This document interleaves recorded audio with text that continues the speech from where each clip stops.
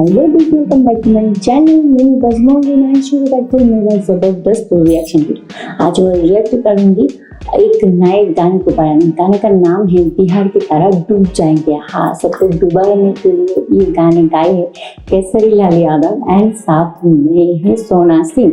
और गाने में फीचरिंग क्या है, टिम्पल सिंह। और गाने को लिरिक लिखा है अजित खलचर एंड म्यूजिक क्या है, आर्या शर्मा। एंड ये गाने आज रिलीज हुआ है केसरी म्यूजिक वाले ये चैनल से। अब तो जानते हैं कि एक दिन पहले में ये गाने का ज़बरदस्त टीजर रिलीज हुआ था एंड वो टीजर के ऊपर मैंने रिएक्शन दिया था एंड मुझे बहुत पसंद आए थे टीजर। बहुत ही बवाल सा टीजर था। तो गाने आज सुनते हैं, बहुत ही बवाल सा गाने होंगे मुझे लगता है, क्योंकि सबको डूब जाना चाहिए ना। सो चलिए सब डूब जाते हैं गाने में। So guys lettuce play.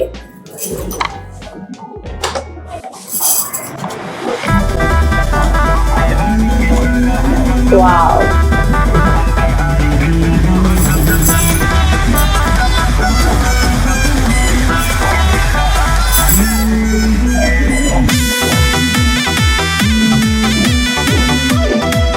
क्या डांस दे रहे हो, माय गॉड।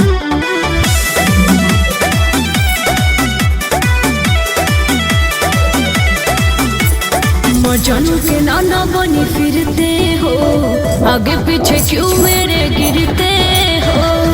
काम में पकड़ ले रहे तो अरे मजानू के नाना बनी फिरते हो, आगे पीछे क्यों मेरे गिरते हो।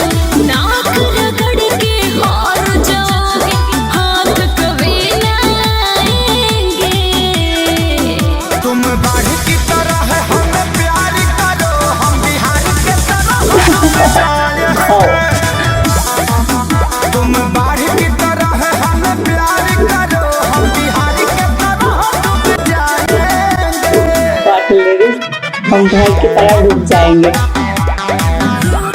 मुझे लगता है कि कैसे बोल रहे थे, तुम ऐसे कैसे प्यार करते रहो कि हम घर की तरह डूब जाएंगे, आपके प्यार में डूब जाएंगे। कितना लईकी मिली तोहरा हमरा मुस्कान के, हमरे पीछे काहे पड़ल बड़ो सपना बांध के। তুমি কি বলছি আমি নেই বুঝবো। बोलते हो वाओ। गोरी तुम्हारा टोन पा, चांद के भी मिलल बा, गोराई तोहर से लोन पा। दिल के दरिया के ओरिया बैठल रह जाइबो ना भेटेंगे। तुम बाढ़ की तरह है, हमें प्यार करो, हम बिहार के तुम बाढ़ की तरह है, हमें प्यार करो, हम बिहार के डूब जाएंगे। बहुत ही मजा आ गया है सुनते।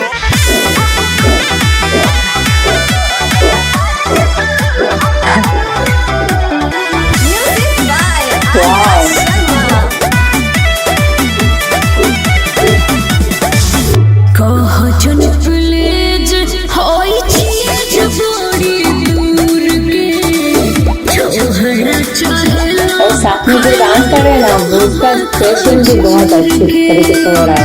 ओड़ी बाबा ताड़ाताड़ी करबे ना हमारे छलिए उतारी के, ठीक से तू जानत नहीं खूब चल खेसारी के। होई ना हम दोही के नदिया थोरिया में भभकाएंगे। तुम बाढ़ की तरह है, हमें प्यार करो, हम बिहार के तुम बाढ़ की तरह है, हमें प्यार करो, हम बिहार के डूब जाएंगे। अरे हम शादीशुदा बने, हमरा लइका बड़े सन का जौना के रुपया बुझनी उपाय निकलल, जौना के आपन बुझनी उ कसाई निकलल। हम तो एकरा के कुंवार जन के लाइन मारतनी है, लेकिन त 5 लड़का के माई निकलल।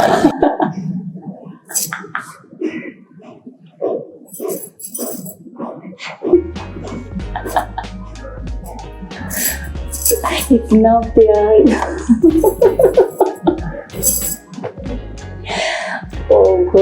बहुत ही बढ़िया सा गाने थे। सो एंड मैंने बहुत एंजॉय किया। एंड लास्ट में जो लाइन थोड़ा थोड़ा मुझे समझ में आ गया कि किसी जी बोल रहे कि नहीं, साथ में डिम्पल भी बोल रहे कि क्या हो, मैं शादीशुदा हूँ, मेरा एक बच्चा भी है।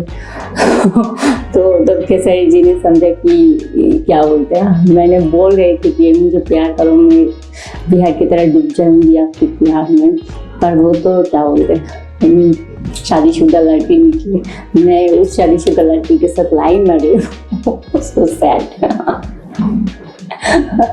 लास्ट का सीन बहुत ही बढ़िया था, बहुत ही बढ़िया था।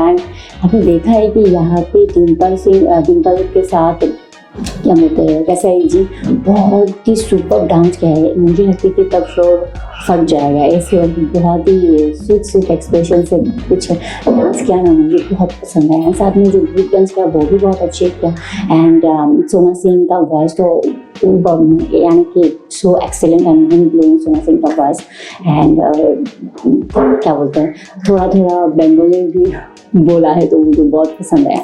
तो जो ये वीडियो बहुत ही अच्छी लगी, बहुत ही अच्छी लगी। प्लीज़ ये वीडियो को ज़्यादा से करके शेयर करो, प्यार दो, लाइक करो, कमेंट करो। एंड साथ में मेरी रिएक्शन वीडियो अगर आप लोगों को अच्छी लगी तो प्लीज़ वीडियो को लाइक कमेंट एंड शेयर कर देना, और साथ में मेरे चैनल को सब्सक्राइब कर देना। सो आज मैं चली जाती हूँ, फिर मिलेंगे नए वीडियो के साथ। सो तब के लिए नहीं डूब जाना नहीं यार, तब के लिए अच्छा रहना। सो तब के लिए बाय बाय, टेक केयर, अल्लाह हाफिज़।